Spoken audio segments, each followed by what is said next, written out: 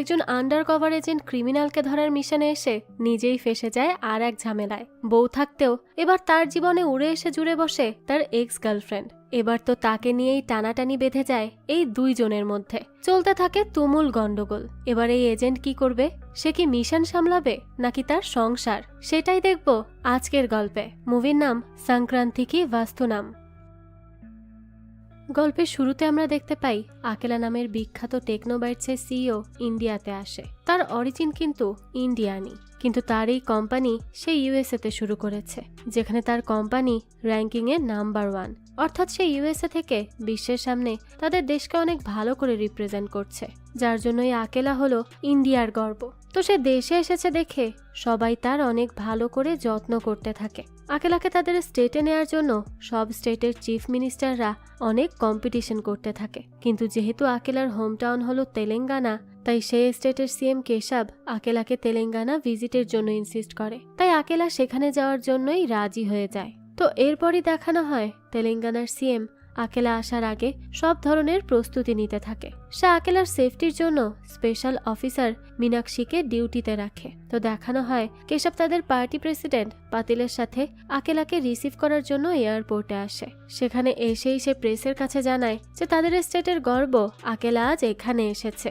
সে অনেক বেশি খুশি। তো সে আরো বলে যে তারা আকেলাকে ইনফ্লুয়েন্স করে তাদের স্টেটে কিছু কোম্পানি ওপেন করার জন্য বলবে, যেটা হলে তাদের স্টেট তো আরো বেশি উন্নতি করবে। তো এরপরই দেখানো হয় যে কেশব মিনার সাথে কথা বলে এবং তাকে খুব ভালো করে বলে যে তারা বাকি স্টেটের সিএমদের সাথে যুদ্ধ করে আকেলাকে এখানে এনেছে, তাই তার সেফটির যেন কোনো ইস্যু না হয়। এটা তার করা অর্ডার, তার দিকে সবসময় খেয়াল রাখতে হবে। মিনাও তখন তাকে চিন্তামুক্ত থাকতে বলে। সে বলে সে তার সর্বোচ্চটা দিয়ে পুরো সিচুয়েশন ঠিক রাখার চেষ্টা করবে, সে যেন কোনো চিন্তা না করে। তো এরপরই কেশব আকেলাকে ওয়েলকাম জানায়। তারপরে আকেলা সেন্ট্রাল অফিসে গিয়ে তার মনের অভিব্যক্তি নিয়ে একটি স্পিচও দেয়। আর এরপর দেখানো হয় তারা আকেলাকে হোটেলে নিয়ে যায়। সেখানে গিয়ে আকেলা সিএম কেশবকে জানাতে থাকে যে সে তার হসপিটালিটি পেয়ে অনেক বেশি খুশি, আর তার হোম টাউনও এখন আগের থেকে আরো বেশি উন্নতি করেছে। তো তারা এসব নিয়ে কথা বলতে থাকে। তখনই অন্যদিকে দেখানো হয় পার্টি প্রেসিডেন্ট পাতিলের কাছে ইউএস থেকে তার মেয়ে জামাইয়ের কল আসে এবং সে তাকে কোনো একটা বিষয় নিয়ে আকেলার সাথে কথা বলতে বলে। মূলত আকেলার কোম্পানির একটি প্রজেক্ট পাওয়ার জন্য পাতিলের জামাই তার সাথে কথা বলতে চাচ্ছিল। তো পাতিল তার সাথে কথা বলা শেষে তার কাছে কেশবকে ডাকে। এরপরই তাকে তার জামাইয়ের কথা জানায় আর বলে যে সেইভাবে ডিরেক্টলি তো আকেলাকে বলতে পারে না, তাই সে তাকে তার ফার্ম হাউসে ইনভাইট করে নিয়ে যাবে এবং সেখানে গিয়েই তার আদর আপ্যায়ন করবে। আর এরই এক সুযোগে তার জামাইয়ের কথা তাকে বলবে। এটা শুনে তখন কেশব বলে যে এটা তো কোনো মতেই সম্ভব না। আকেলা এখানে হাই সিকিউরিটিতে এসেছে, তার কোনো ক্ষতি তারা অ্যাফোর্ড করতে পারবে না। তো এই নিয়ে তাদের মধ্যে কথা চলতে থাকে। তখনই আকেলা উঠে তাদের বলে যে কোনো কি সমস্যা হয়েছে। তখনই পাতিল বলে যে আসলে সে তাকে তার ফার্ম হাউসে দেশি অথেন্টিক খাবার খাওয়াতে চায়, সেজন্য ইনভাইট করতে চাচ্ছে। কিন্তু কেশব বলেছে সে তাকে যেতে দিবে না। এই নিয়েই কথা হচ্ছিল। তখনই আকেলা কেশবকে বলে যে সে ভীষণ ফুডি একটা মানুষ, তার কাছে আরো ফার্ম হাউসে যেতে পারলে ভালো লাগবে। অনেকদিন তো সে ফ্রেশ এয়ারও পায় না, তাই সে সেখানে যেতে চায়। দেখা যায় সে এত যেতে চাইলে আর পাতিলও ইনসিস্ট করতে থাকলে কেশব এবার আকেলাকে যেতে দিতে রাজি হয়ে যায় এবং পাতিলকে বলে যে আকেলার যেন কোনো ক্ষতি না হয়। তো এরপরই দেখানো হয় যে আকেলা পাতিলের ফার্ম হাউসে যায়। সেখানে মিনা এবং অন্যান্য পুলিশ ফোর্সও ছিল, কিন্তু দেখা যায় যে কিছুক্ষণের মধ্যেই সেখানে আকেলার উপর অ্যাটাক হয়ে যায়। মিনা একা তো তাদেরকে আটকানোর অনেক চেষ্টা করে, কিন্তু তা তো সম্ভব হয় না।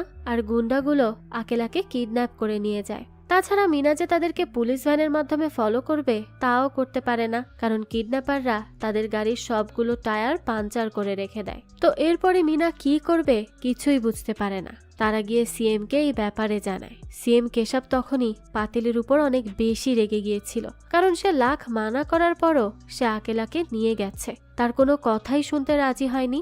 পাতিল তখন তাকে একটু শান্ত হতে বলে, কিন্তু কেশব তো ভাবে যে আকেলার কিডন্যাপ হওয়ার ব্যাপারে যদি কেউ জানতে পারে তাহলে তো গভর্নমেন্ট তাকে তার পদ থেকেই বাতিল করে দিবে, তার পুরো ক্যারিয়ারটাই শেষ হয়ে যাবে। আর এমনটা হলে তো সে নিজেও শেষ। তখন কেশব হঠাৎই ভাবে যে তারা এই ব্যাপারে বাইরে কাউকে কিচ্ছু জানতে দিবে না। তাহলেই তো হলো, তাহলে আর কেউ জানবেও না। তারা এই ঘটনা তাদের এই 5 জনের মধ্যেই রাখবে। 1 সপ্তাহ আকেলার এখানে থাকার কথা ছিল।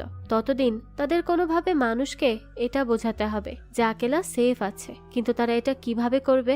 তখনই মিনা বলে যে তার কাছে একটি প্ল্যান আছে। তারা যদি আকেলার মতো দেখতে কাউকে 1 সপ্তাহের জন্য নিয়ে আসে তাহলেই তো হয়ে যায়।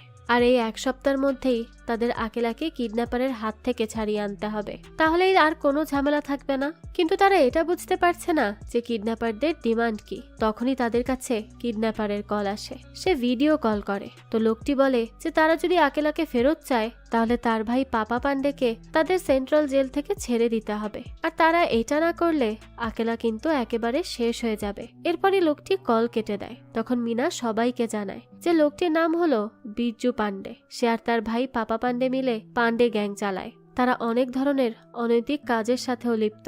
এরকমই কোনো কাজ করতে গিয়ে পাপা পান্ডে পুলিশের কাছে ধরা খায়, আর যার জন্য তারা এখন আকেলার বদলে পাপাকে জেল থেকে ছাড়াতে যাচ্ছে।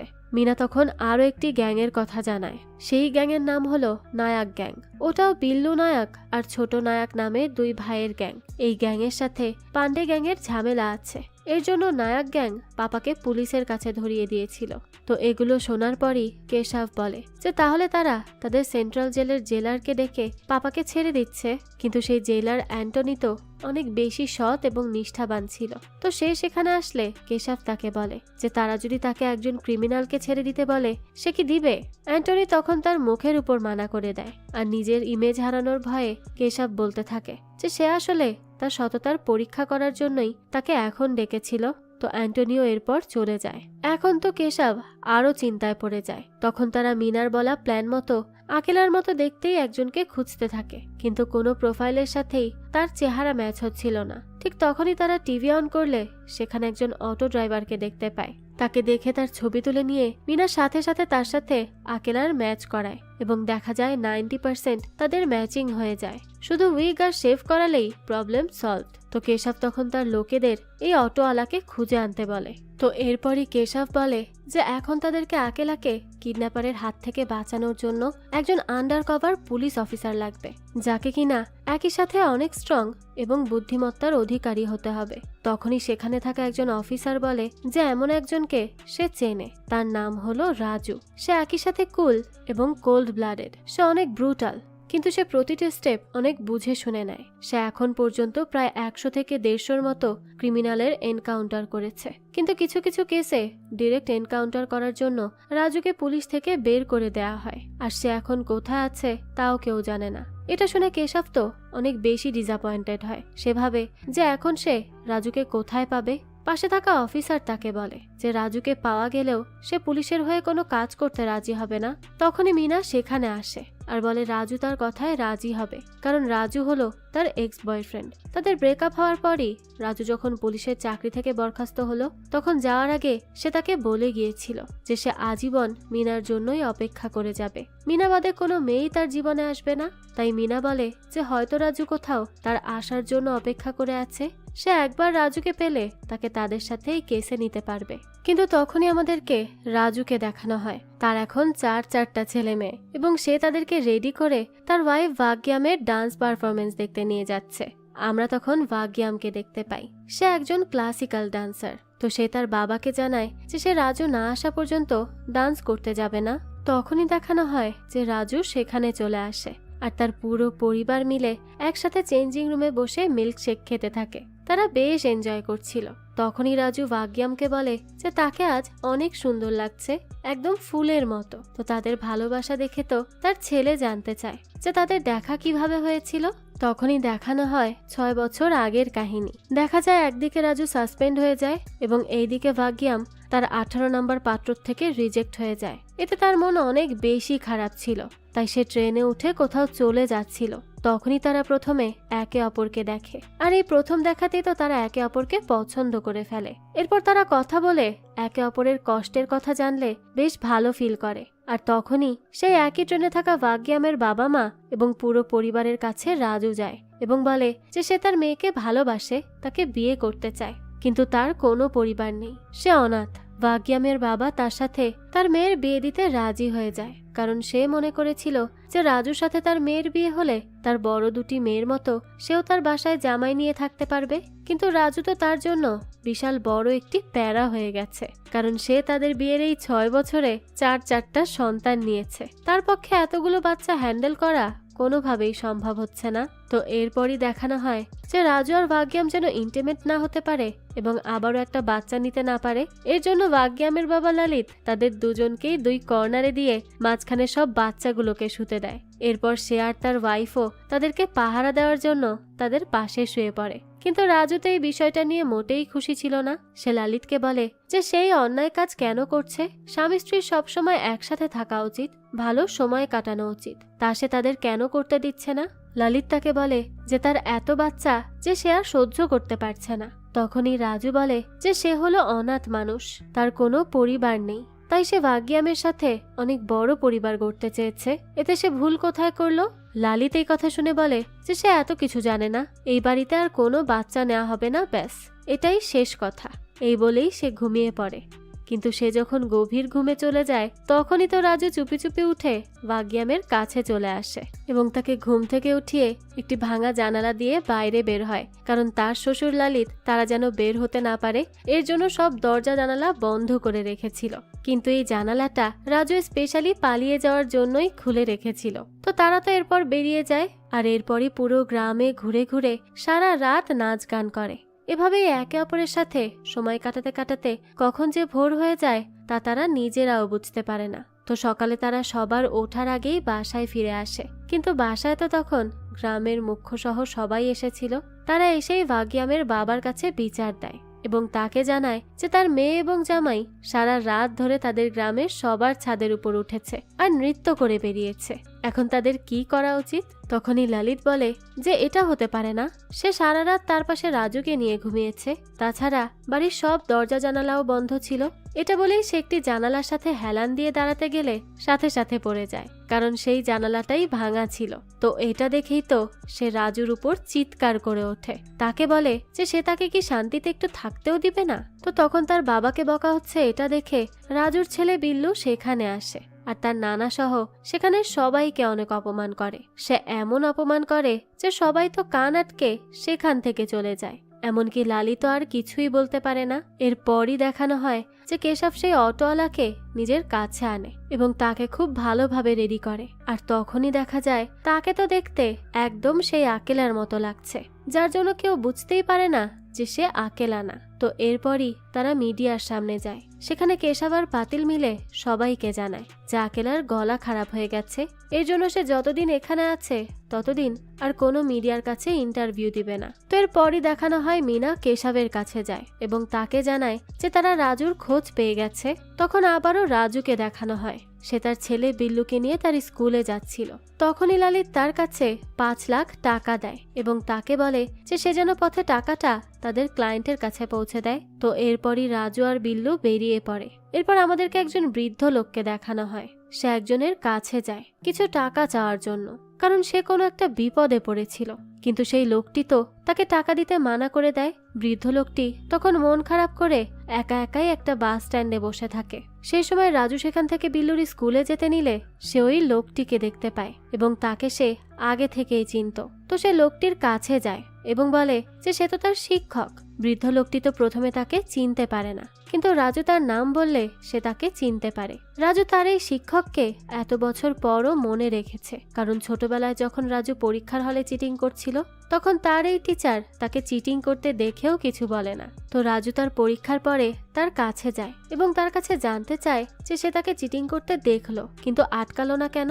তখন শিক্ষক তাকে বলে যে সে যদি চিটিং করে তাহলে সে লুজার, আর যদি সে নিজে বুঝতে পারে যে সে চিটিং করে এত দূর এসেছে তখন তার নিজেকে মনে হবে জোকার। রাজু তখন তার এই কথা বুঝতে পারে না, কিন্তু এরপর যখন রেজাল্ট দেয়া হয় এবং রাজু ফার্স্ট হয় তখন তার মনে কোনো হ্যাপিনেস কাজ করে না। তার নিজেকে জোকার ফিল হতে থাকে, কারণ তার বদলে অন্য কেউ চিটিং করে পাশ করলে সে তার উপর হাসতো। তো তো তখনই সে টিচারের বলা কথা বুঝতে পারে আর সাথে সাথে তার কাছে যায় এবং তাকে জড়িয়ে ধরে বলে যে সে আর কখনো চিটিং করবে না, সে এখন থেকে নিজের যোগ্যতায় হিরোর মতো জীবন গড়বে। তো এখন এসে রাজু তার শিক্ষককে বলে যে সে হিরো হয়েছিল, পুলিশের চাকরিও করত, সে অন্যায়ের বিরুদ্ধে সবসময় লড়ত, কিন্তু তার কাজে বারবার হস্তক্ষেপ করায় এবং থানায় অনেক ঘুষখোর পুলিশ অফিসারের সংখ্যা বেড়ে যাওয়ায় সে আর কাজে থাকতে পারেনি। তখনই স্যার তাকে বলে যে তার এখন রাজুকে দেখে অনেক গর্ববোধ হচ্ছে যে সে এত বড় হয়েছে। তাছাড়া রাজু তাকে এটাও জানায় যে সে স্যারের সারনেম মিলিয়ে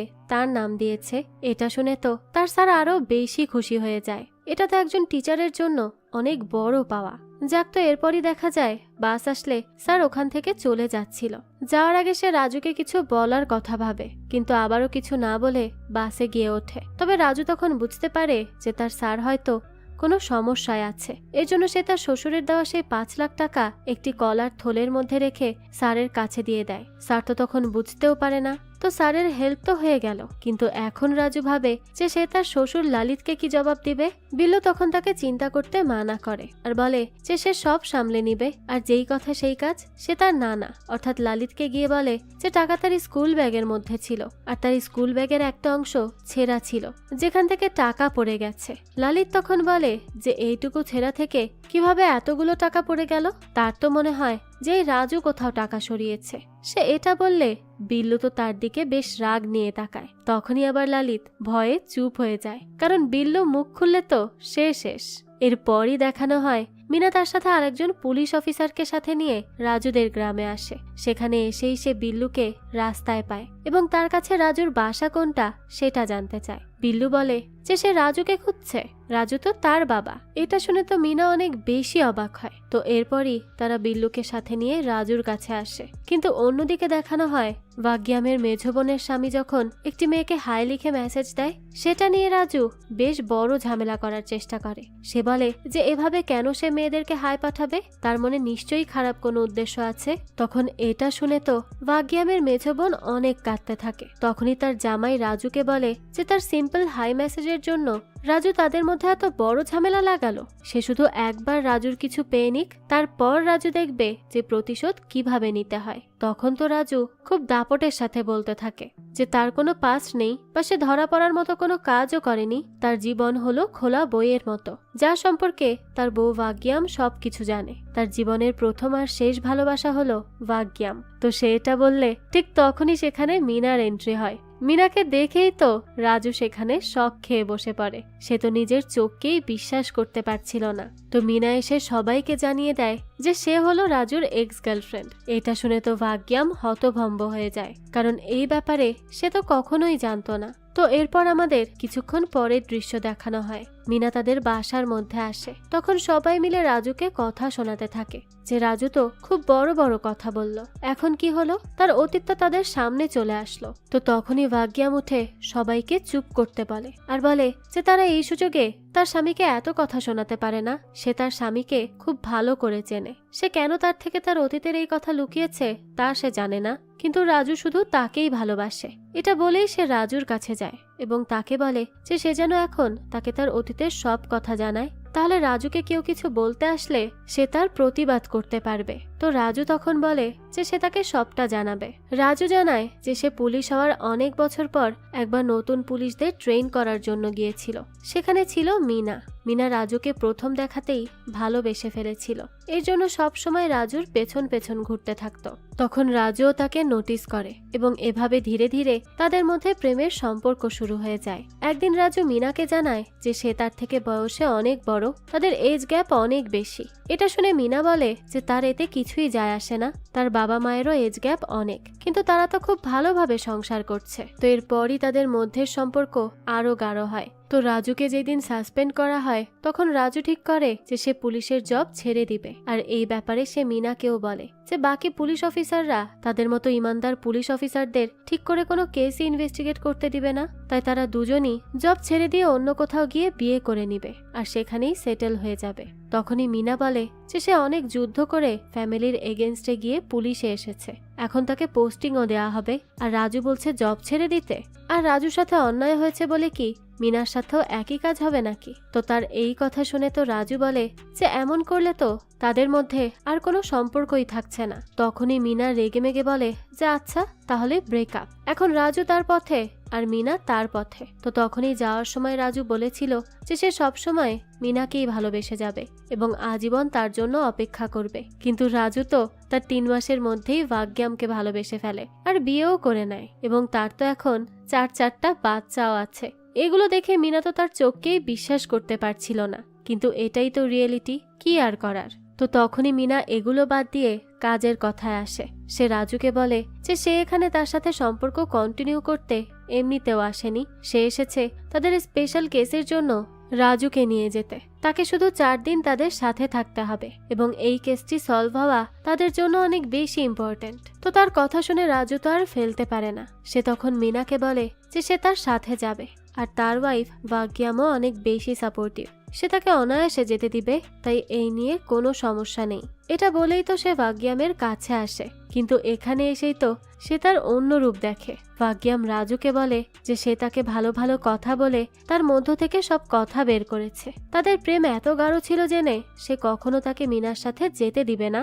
মিনা তখন তাকে বোঝানোর চেষ্টা করে, কিন্তু সে তো তার কথায় রাজিই হয় না। তখন তারা সিএমকে ভিডিও কল করে ভাগ্যামের সাথে কথা বলিয়ে দেয়। সিএম কেশব ভাগ্যামের কাছে অনেক বেশি রিকোয়েস্ট করে, কারণ এটা অনেক বেশি ইম্পর্টেন্ট একটা কেস। সে তো তার পা ধরার কথাও বলে। তখনই ভাগ্যাম বলে যে সে রাজুকে যেতে দিবে এক শর্তে, তার সাথে সেও যাবে। তো তখনই মিনা রাজুকে পাশে ডেকে বলে যে তারা এটা করতে পারবে না, কারণ এতে ভাগ্যামের লাইফেরও রিস্ক থাকবে, এটা তারা করতে পারে না। তাই রাজু এসে ভাগ্যামকে বোঝানোর চেষ্টা করে যে তার সেখানে যাওয়া ঠিক হবে না, কিন্তু সে তো তার কোনো কথাই শোনে না। এরপর না পারতে মিনাকে তার শর্ত রাখতেই হয় এবং তারা রাজু, ভাগ্যাম এবং তার ছেলে বিল্লুকে তাদের সাথে করে নিয়ে আসে। বুঝুন, একটা মিশনে এখন বউ বাচ্চাকে সাথে নিয়ে যেতে হচ্ছে। তো এরপরই তারা সিএম এর সাথে দেখা করলে সিএম রাজুকে কেসটি ভালো করে বুঝিয়ে বলে আর বলে যে তাদের রাজুর মতো একজনকে প্রয়োজন, সেই তাদেরকে এই কেসটি সলভ করে দিতে পারবে। তখনই রাজু বলে যে সে তার সর্বোচ্চটা দিয়ে চেষ্টা করবে, সে যেন তার উপর বিশ্বাস রাখে। এটা বলেই সে সিএমকে স্যালুট করতে গেলে দেখে যে তার কোমর মচকে গেছে। এরপরই সে অন্যদিকে তাকাতে গেলে তার ঘাড়ও মচকে যায়। এভাবে সে এক জায়গায় স্টাক হয়ে দাঁড়িয়ে থাকলে সিএম তার চেকআপের জন্য তার ফ্যামিলি ডাক্তারকে ডাকে। সে কিছু মুহূর্তের মধ্যেই রাজুর বিভিন্ন টেস্ট করে তাদেরকে জানায় যে রাজুর বিভিন্ন জায়গায় ফ্র্যাকচার আছে এবং তার স্ট্রেংথের অবস্থা আরো বেশি খারাপ। তো এগুলো শুনে তো সিএম অনেক বেশি ঘাবড়ে যায়। সে ভাবে যে রাজুকে দিয়ে আদৌ তাদের কাজ হবে কি। তখনই রাজু বলে যে তার বুদ্ধি তো তার সাথেই আছে, তাই না? তাদের চিন্তার কোনো কারণ নেই। প্রথমে তাদেরকে যেটা করতে হবে তা হলো পাপাকে জেল থেকে বের করতে হবে। সিএম এটা শুনে তাকে জানায় যে জেলার অ্যান্টনি তাদের সাথে কোঅপারেট করছে না। তো রাজু বলতে থাকে যে সে এমন প্ল্যান করবে যাতে তারা পাপাকে বের করে আনতে পারবে, কিন্তু এর জন্য তার জেলের মধ্যে থাকা কয়েকজন কয়েদির হেল্প লাগবে। মিনা তাকে সেই ব্যবস্থা করে দিলে তারা সেই কয়েদিকে দিয়ে পাপাকে অনেক মার খাওয়ায়। তখনই সেখানে অ্যান্টনি চলে আসে আর তাদেরকে থামায় এবং পাপার অবস্থা দেখে বলে যে তাকে তো হাসপাতালে নিয়ে যেতে হবে। তো হাসপাতালে নিয়ে যাওয়ার সময় অ্যান্টনি ভাবতে থাকে যে হঠাৎই পাপার উপর অ্যাটাক কেন হলো। যখন সে শোনে যে এটা জেলের মধ্যে থাকা একটি গ্যাং করেছে, তখন সে বুঝে যায় যে তারা যেই হাসপাতালে যাচ্ছে সেখানে আজ পাপাকে কিডন্যাপ করার কাজ করা হতে পারে। তো এ ব্যাপারে রাজুও জানতো। সে জানতো যে অ্যান্টনির মতো চালাক লোক এটা বুঝতে পেরে যাবে যে পাপাকে কিডন্যাপিং এর প্ল্যানিং চলছে, কিন্তু অ্যান্টনির অনেক ইগো থাকায় সে সেই হাসপাতাল চেঞ্জ করবে না। আর ঠিকই অ্যান্টনিকে দেখানো হয় তার সাথে থাকা পুলিশ তাকে হাসপাতাল চেঞ্জ করার কথা বললে অ্যান্টনি বলে যে সে হাসপাতাল চেঞ্জ করবে না, কারণ সে হলো বাঘ। বাঘ কখনো যুদ্ধের জন্য ভয় পায় না। সে এখন সেই হাসপাতালে গিয়ে কিডন্যাপারদের ধরে ফেলবে, তাদের প্ল্যান বাস্তবায়ন করতে দিবে না। তো এরপরই তারা সেই হাসপাতালে পৌঁছায়। সেখানে তখন একজন আসল ডাক্তার এবং ডাক্তারের সাজে রাজু, ভাগ্যাম আর মিনা ছিল। অ্যান্টনি তো সেখানে গিয়ে তাদেরকে বলতে থাকে তারা যেন পাপার ঠিক করে চিকিৎসা করে। এই বলেই সে রুমের বাইরে যায় পাহারা দেওয়ার জন্য। আর তখনই রাজুর নেতৃত্বে সেখানে থাকা সবাই জিনিসপত্র এদিক ওদিক করতে থাকে। এই করার মাঝে রাজু পাপাকে জানিয়ে দেয় যে তারা তাকে এখান থেকে নিয়ে যেতে এসেছে, তাই সে যেন তাদের সাথে কোঅপারেট করে। পাপাও তখন কোঅপারেট করতে রাজি হয়ে যায়। এরপরই দেখানো হয় যে তারা সেখানে জিনিসপত্র উল্টো পাল্টা করে ফেলে এবং হাওয়াতে গুলি ছুটতে থাকে। তখনই বাইরে থেকে অ্যান্টনি এবং অন্য পুলিশ গুলি আর ঝামেলার আওয়াজ শুনে দ্রুত দরজা ভেঙে সেখানে ঢোকে। তখনই রাজু তাদের বলে যেখানে কিডন্যাপাররা এসেছিল, কিন্তু হঠাৎ করেই তারা অ্যান্টনির আওয়াজ শুনে জানালা দিয়ে পালিয়ে গেছে। তাদের এখান থেকে বেরিয়ে যাওয়া উচিত। আর বের হওয়ার আগে অ্যান্টনি যেন মাইকে অ্যানাউন্স করে সবাইকে হাসপাতালে হওয়া অ্যাটাকের কথা জানিয়ে দেয়, যাতে তারা সবাই সেফ প্লেসে থাকতে পারে। তো অ্যান্টনিও রাজুর কথা মতো এটাই করে। তখন সবাই সেফটির জন্য একটি রুমে ঢুকে তা লক করে নেয়। আর এরপরই তারা পুলিশ টিমের সাথে ধীরে ধীরে মেইন গেটের দিকে এগোতে থাকে। তখন রাজু আবারও তাদের লোককে হাওয়াতে গুলি করতে বলে। গুলির আওয়াজ শুনেই তো অ্যান্টনি তাদের টিমকে নিয়ে সেই দিকে যেতে শুরু করে। তার আগে রাজু তাকে বলে যে তার মনে হয় সবার একসাথে এগোনো ঠিক হবে না, তারা এই রুমে লুকিয়ে থাকুক আর অ্যান্টনি এবং অন্যান্য পুলিশেরা কিডন্যাপারদের ধরতে যাক। তো অ্যান্টনি তো তার সব কথা শুনতে থাকে, কারণ রাজু তো তাকে আগেই ইমপ্রেস করেছে এটা বলে যে অ্যান্টনির বাঘের মতো আওয়াজ শুনে কিডন্যাপার পালিয়ে গেছে। তো রাজুরা পাপাকে নিয়ে সেই রুমে যায়। এবার এদিকে অ্যান্টনি আগে এগোতে থাকে, কিন্তু তারা দেখে যে তারা এতক্ষণ যে কিডন্যাপারের আওয়াজ শুনতে পাচ্ছিল তা একটি রেকর্ডেড অডিও ছিল। এটা দেখেই তো অ্যান্টনি রাজুদের সেই রুমে আসে আর এখানে এসে দেখে যে সেখানে থাকা ইমার্জেন্সি গেট দিয়ে তারা সবাই বেরিয়ে গেছে। অ্যান্টনি তো সেখানে বোকা সেজে যায়। তখনই সে এটা বলে কাঁদতে থাকে যে তার মতো চালাক অফিসারকে কিডন্যাপার বোকা বানালো। তো এরপরই দেখানো হয় রাজুরা পাপাকে দূরে পাহাড়ের উপরে একটি জায়গায় নিয়ে আসে আর তার সাথে তার ভাই বিজুর কথা বলিয়ে দেয়। তো তারা বলে যে বিজু তাদেরকে লোকেশন পাঠাক, এরপর তারা সেই লোকেশনে পাপাকে পৌঁছে দিবে এবং সেখান থেকেই তাদের আকেলাকে নিয়ে নিবে। তো বিজু যতক্ষণে লোকেশন পাঠায় ততক্ষণে তারা এই নিয়ে ডিসকাস করতে থাকে যে এরপর তারা কি করবে আর না করবে। তখনই দেখা যায় ভাগ্যাম তাদের সবার জন্য একটি স্পেশাল খাবার তৈরি করে এবং সবাইকে দিতে থাকে। তখন আবার পাপা রাস্তার উপর গিয়ে দাঁড়িয়েছিল, তার কাছে ভাগ্যাম যায় এবং তাকে তার বানানো খাবারটি নিতে বলে। পাপা তাকে বলে যে তার খেতে ইচ্ছে করছে, কিন্তু সে খেতে পারবে না কারণ তার পেটের অবস্থা ভালো না। কিন্তু ভাগ্যাম তো তার কোনো কথাই শোনে না আর তাকে খাওয়ার জন্য বারবার বলতেই থাকে। মিনা ভাগ্যামকে তখন জোর করতে মানা করে, কিন্তু সে তো তার কোনো কথা না শুনে তার কথাই বলতে থাকে। তো এক পর্যায়ে সে পাপার গায়ে হাত রেখে কথা বলতে গেলে পাপা সেখান থেকে পড়ে যায় আর পাহাড়ের উপর থেকে গিয়ে নিচের রাস্তায় পড়ে। তবে তখনও সে বেঁচে ছিল, কিন্তু সেই সময় একটি বাস আসে আর তাকে একদম নিঃশেষ করে দিয়ে যায়, অর্থাৎ পাপা সেখানেই মারা যায়। এটা দেখে তো সেখানে থাকা সবাই অনেক বেশি ঘাবড়ে যায়। তারা কেউ ভাগ্যামের উপর চিল্লাতেও পারে না আর এখন কি করবে তাও বুঝতে পারে না। তখন এত বড় একটি কাজ করে ভাগ্যাম তো হাসতে থাকে। মিনা তখন নিজেকে আর চুপ রাখতে পারে না। সে ভাগ্যামকে বলে যে সে তার মতো স্টুপিড আর ক্রেজি মহিলা এর আগে কখনো দেখেনি। তো এবার তো তাদের দুজনের মধ্যে ঝগড়া লেগে যায়। তারা যখন ঝগড়া করতে থাকে তখনই সিএম তাদেরকে কল করে আর বলে যে সে জানতে পেরেছে যে পাপা মারা গেছে, কিন্তু সে যে কোনো ভাবে আকেলাকে ফেরত চায়, নাহলে তারা অনেক বিপদে পড়ে যাবে। তাই তারা যেন এখন পুলিশ আসার অপেক্ষা করে বসে না থেকে সে একটি গাড়ি পাঠাচ্ছে, তাতে করে কোনো সেফ লোকেশনে চলে যায়। এরপরই তারা গাড়িতে করে যেতে যেতে পথে একটি জায়গায় থামে। সেখানে গিয়ে তাদের সাথে থাকা ডাক্তার পাপাকে এমন ইনজেকশন দেয় যাতে করে তার বডি 2 দিন পর্যন্ত প্রিজার্ভ করা যাবে। তো সেই ইনজেকশন দেওয়ার পরই বিজু তাদেরকে ভিডিও কল দিতে থাকে। তারা তো পাপাকে চেয়ারের সাথে বেঁধে দেয়।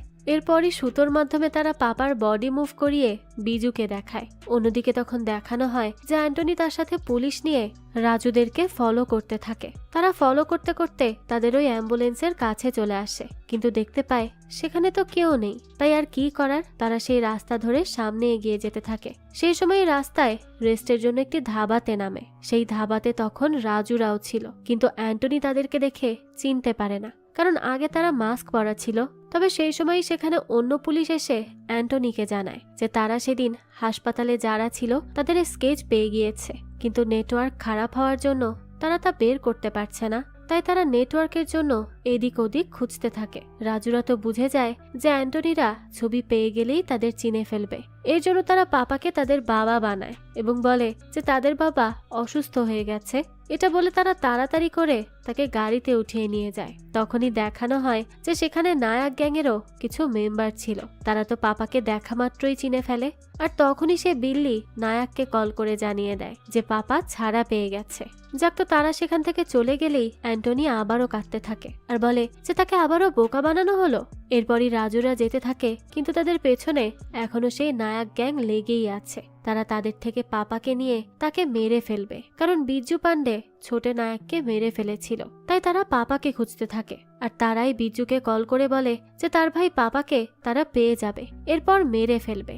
এটা শুনেই তো রাজুদের কাছে বিজ্জু তার চাচাতো ভাই পঙ্কজ পান্ডেকে পাঠায়, যাতে করে তারা বিজ্জুর সেখানে আসা পর্যন্ত পাপার খেয়াল রাখতে পারে। তো তাদের সামনেও তো রাজু পাপাকে জিন্দা মানুষ প্রমাণ করতে সক্ষম হয়। তার মুখ থেকে কোনো কথা বের করতে না পারলেও তার হাতে অ্যাটাচ করা দড়ি দিয়ে তার হাত পা সময় মতো নাড়াতে থাকে। কিন্তু এরপরই দেখানো হয় যে সেখানে নায়ক গ্যাংয়ের লোকেরা চলে আসে। আর তখন তো তাদের দুই দলের মধ্যে তুমুল মারামারি শুরু হয়ে যায়। সেই সময়ই রাজু আর মিনা মিলে দুই দলেরই লোকেদেরকে সেই ঝামেলার মাঝে মারতে থাকে।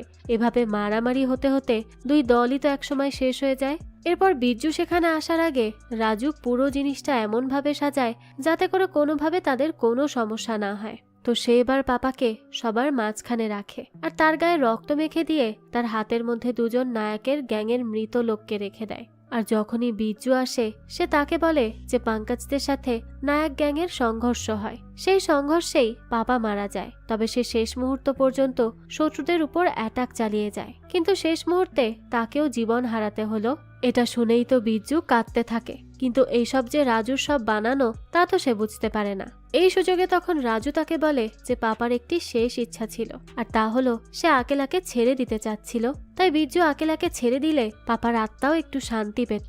বিজ্জু তখনই সেখানে আকেলাকে নিয়ে আসে আর তাকে ছেড়ে দেয়। কিন্তু ঠিক তখনই সেখানে এন্ট্রি নেয় অ্যান্টনি। সে সেখানে আসে আর বিজ্জুকে বলে যে সে যেন এই রাজুর বলা একটা কথাও বিশ্বাস না করে। সে তাকে শুরু থেকে বোকা বানাচ্ছে আর এখন সে বিজ্জুকেও বোকা বানাচ্ছে।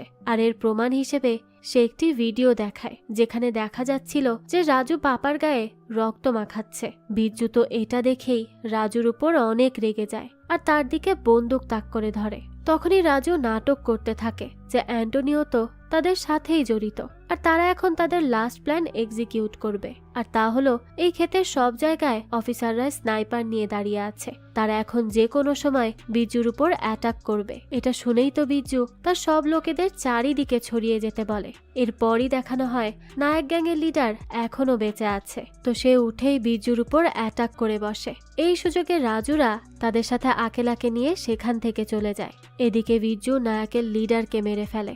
এরপরই পাপার লাশের সামনে এসে বলে যে সে তার খুনিদের আবারও খুঁজে বের করবে। এরপর তাদের সব কটাকে একেবারে মেরে ফেলবে। আর তখনই সেখানে অ্যান্টনি থাকলে তারা তাকে সেখানে কাকতারুয়া বানিয়ে রেখে আসে, কারণ তারা তো ভাবছিল অ্যান্টনিও রাজুদের সাথে জড়িত।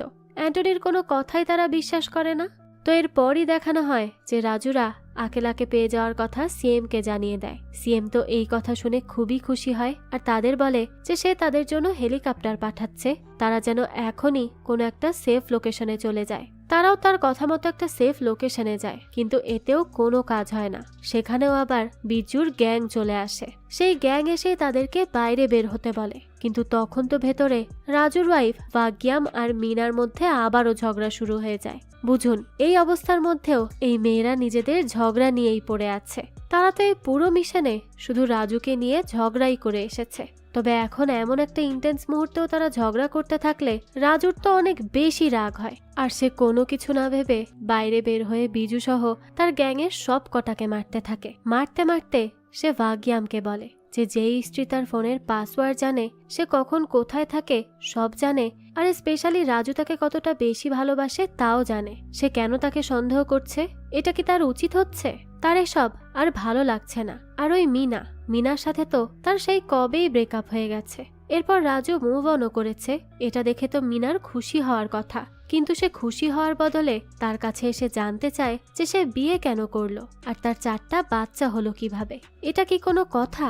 একটা ছেলে কি ভালো থাকার জন্য মুভ অনও করতে পারে না? সবসময় কি তার এক্স গার্লফ্রেন্ডের স্মৃতি নিয়েই বেঁচে থাকবে? তারও তো একটা জীবন, সে কি জীবনে সুখে থাকতে পারে না? তো তার এসব কথাবার্তা শুনে তো এবার ভাগ্যাম আর মিনা দুজনেই চুপ হয়ে যায়। তারা তাদের ভুল বুঝতে পারে যে তারা এতক্ষণ যা করেছে তা মোটেও ঠিক করেনি। তো এরপরই দেখা যায় যে কথা বলতে বলতে রাজু সেখানে থাকা সবগুলোকে শিক্ষা দিয়ে দিয়েছে। তার শরীরের অবস্থা খুব একটা ভালো না থাকলেও সে এবার কোনো কিছুরই তোয়াক্কা করেনি। সব কটার অবস্থা খারাপ করে ফেলেছে সে, এবং বিজ্জুকেও যে সে কখন মেরে ফেলেছে তা সে নিজেও জানে না। যাক, তো এরপরই সকালে দেখানো হয় যে মিনা রাজুকে জানায় যে সিএম এর পাঠানো হেলিকপ্টার চলে এসেছে, তাদেরকে এক্ষুনি যেতে হবে। তখন রাজু বলে যে আকেলা তার সাথে যাবে। সে আসলে এই মিশন মিনার কথায় করতে আসেনি, সে নিজের জন্যই এই মিশনটা করতে এসেছিল। এটা বলেই সে তাদের দিকে গান দেখিয়ে আকেলাকে কবজা করে নেয়। আর সিএম যখন এই কথা শুনতে পায় তখন তো সে পাগলই হয়ে যায়। সে বুঝতে পারে না যে এখন রাজুও তাদের সাথে কেন ধোঁকা করলো, সে আবার কি চায়। সে তো এতদিন তাদের টিমেরই একটা অংশ ছিল, এখন হঠাৎ কি হলো যে রাজু এমন ব্যবহার করছে। রাজু তখনই তাকে কল করে আর বলতে থাকে যে সে আকেলাকে ছেড়ে দিবে, কিন্তু তার একটি জিনিস লাগবে। সিএম তখন জিজ্ঞেস করে তার কি লাগবে। রাজু জানায় তার যা লাগবে তা হলো সম্মান। কিন্তু তারা কেউই তো রাজুর এই কথার মানে বুঝতে পারে না যে সে আসলে কি বলতে চাইছে। তখনই রাজু বলে যে আকেলা যে দুনিয়ায় নাম্বার 1 কোম্পানির মালিক, তাকে কে আসলে এত বড় হওয়ার জন্য ইন্সপায়ার করেছে। আকেলা জানায় যে তার হাই স্কুলের এক টিচার তাকে অনেক অনুপ্রেরণা দিয়েছে, তাই তো সে আজ এত দূর পর্যন্ত আসতে পেরেছে। তখনই রাজু বলে যে সবার সফল হওয়ার পিছনে এমন একজন শিক্ষকেরই হাত থাকে, তারও এমন একজন শিক্ষক আছে যার নাম সে তার নামের সাথে জুড়ে রেখেছে, আর সেটা সে সবসময়ই রাখবে। তো এবার সে তার সেই টিচারের কথা বলে। রাজু বলে যে তার সেই স্যার 1 বছর আগে একজন এমএলএ কে শুধু লাইনে দাঁড়ানোর জন্য অনুরোধ করেছিল, যাতে করে সবাই সমান সুযোগ পায়। সে কি ভুল কিছু করেছিল? করেনি, কিন্তু সেই এমএলএ এই জিনিসটাকে সহ্যই করতে পারেনি, তাই সে আমার স্যারকে অনেক বেশি মারধর করে এবং তাকে এক মহিলা টিচারের সাথে মিসবিহেভ করার অপবাদও দিয়ে দেয়, এমনকি স্কুল থেকেও তাড়িয়ে দেয়। তার মান সম্মান সব ধুলোই মিশিয়ে দেয় তারা। তার সাথে সাথে এলাকায় এই বিষয়ে চারিদিকে জানাজানি হয়ে গেলে এলাকা থেকেও তাদেরকে বের করে দেয়া হয়। তার শিক্ষক তখন অনেকের দাঁড়ে দাঁড়ে ঘোরে তার সম্মান ফিরে পাওয়ার জন্য, কিন্তু কেউ তাকে সাহায্য করে না। সবাই তার থেকে মুখ ফিরিয়ে নেয়, কেউ তো তাকে বিশ্বাসও করতে চায় না, তার কথাটা পর্যন্ত কেউ শোনে না। তবে রাজুর সাথে যখন তার দেখা হয় তখন সে মনে করে যে তার শিক্ষকের হয়তো টাকার প্রয়োজন, কিন্তু তার তো টাকা না, সম্মানের প্রয়োজন ছিল। এর জন্য সে ওই টাকাটাও তাকে ফিরিয়ে দেয় এবং তার সাথে যা হয়েছে সবটা রাজুকে জানায়। তাই রাজু এখন চায় যে সিএম যেন সেই এমএলএ কে উচিত শিক্ষা দেয়, তাকে যেন তার প্রাপ্য শাস্তিটা দেয় এবং তার স্যারের চাকরিও সম্মানের সহিত যেন তারা ফিরিয়ে দেয়। সিএম তো তখন রাজুর কথা রাখে, আর সে তাই করে যা রাজু চেয়েছে, তার স্যারের সম্মান। তাই সিএম এবার রাজু স্যারের সম্মান ফিরিয়ে দিতে সবার প্রথমে ওই এমএলএ কে বরখাস্ত করে, তাকে উচিত শিক্ষা দেয়। এরপরই সম্মানের সাথে স্যারকে তার স্কুলের শিক্ষকতার চাকরিও ফিরিয়ে দেয়। এতে তো রাজু সহ তার স্যারও অনেক বেশি খুশি ছিল, আর রাজুও তার স্যারের জন্য এই কাজ করতে পেরে অনেক বেশি আনন্দিত হয়। এদিকে দেখানো হয় সেই কাকতারুয়া বানিয়ে রাখা অ্যান্টনিকে তার পুলিশ টিম যেয়ে উদ্ধার করে আনে, আর এইদিকে দেখানো হয় যে রাজু আর ভাগ্যাম তাদের গ্রামে ফিরে আসে। তখন তারা দেখতে পায় তাদের পাশের বাসায় নতুন এক প্রতিবেশী এসেছে, যে আর কেউ না বরং সেই মিনা ছিল। তাকে দেখেই তো ভাগ্যামের মাথায় হাত। এই মিনা তো রাজু আর তার পেছনে আঠার মতো লেগে আছে, আর মিনাও তাদের কাছে এসে জানায় যে তার এখানে ট্রান্সফার হয়ে গেছে, তাই সে এখন রাজুর আরো কাছাকাছি থাকতে পারবে। তো এই দৃশ্যের সাথে এই গল্পটাও এখানেই শেষ হয়ে যায়, আর বোঝাই যায় যে এই 3 জনের গন্ডগোল আজীবনেও মেটার নয়, এটা চলতেই থাকবে। যাক, এই তো ছিল আজকের গল্প। এই গল্পটা আপনাদের কাছে কেমন লেগেছে সেটা অবশ্যই আমাদেরকে কমেন্ট করে জানাবেন। যদি এতটুকু ভালো লেগে থাকে তাহলে একটি লাইক দিয়ে যাবেন। আর হ্যাঁ, আমাদের এই চ্যানেলে কিন্তু প্রতিনিয়তই নতুন নতুন ভিডিও আপলোড করা হয়। সেই সব ভিডিওর আপডেট পেতে আমাদের চ্যানেলটিকে সাবস্ক্রাইব করে বেল আইকনে অল দিয়ে রাখতে কিন্তু ভুলবেন না। আরেকটা কথা, আপনার আমার মতো মুভি লাভারদের জন্য আমরা নিয়ে এসেছি সুলভ মূল্যে নেটফ্লিক্সের সাবস্ক্রিপশন, যেটি পেয়ে যাবেন আমাদের ফেসবুক পেজ এইচবি শপে। পেজের লিংক ডেসক্রিপশন বক্সেই দেয়া আছে। আজকে তাহলে তাহলে এই পর্যন্তই, আবারও হাজির হব নতুন কোনো ভিডিও নিয়ে। সেই পর্যন্ত সবাই ভালো থাকবেন আর আমাদের চ্যানেলের সাথেই থাকবেন। ধন্যবাদ।